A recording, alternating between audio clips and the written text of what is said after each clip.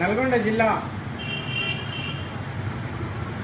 జిల్లా మిరగడ పట్టణంలో ఉన్నటువంటి విద్యుత్ కేంద్రం గవర్నమెంట్ ప్రభుత్వ కరెంట్ ఆఫీసు ఈరోజు చిన్న వర్షానికే ఒక చెరువును తలపించే విధంగా మొత్తం కరెంట్ ఆఫీసు ఆవరణ మొత్తం కూడా వాటర్తో నిండిపోయింది.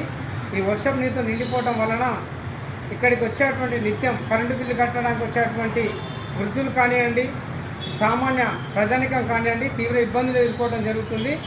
రావడానికి ఆఫీస్కి, అలాగే ఆఫీస్ ఆవరణ నుంచి బయటికి పోవడానికి మోకాళ్ళ లోతు వాటర్ రావడం జరిగింది. ఇక్కడికి టూ వీలర్స్ కానీ టూ వీలర్ మీద కూడా లోపలికి వచ్చే అవకాశం లేదు.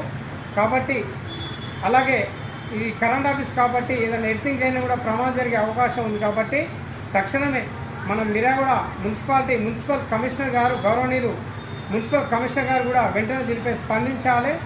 అలాగే ప్రజలకి తీవ్ర ఇబ్బందికరంగా ఉంది. దీనిపై మిర్యాలగూడ గౌరవనీయులు మన మిర్యాలగూడ శాసనసభ్యులు బీఎల్ఆర్ గారు కూడా స్పందించి తక్షణమే కరెంట్ ఆఫీస్ని సందర్శించి ఇక్కడ ఉన్నటువంటి వాటర్ని అంతా కూడా బయటికి మోటార్స్ ద్వారా బయటికి పంపించే ప్రయత్నం చేయాలని చెప్పేసి నేను మీకు తెలియదు.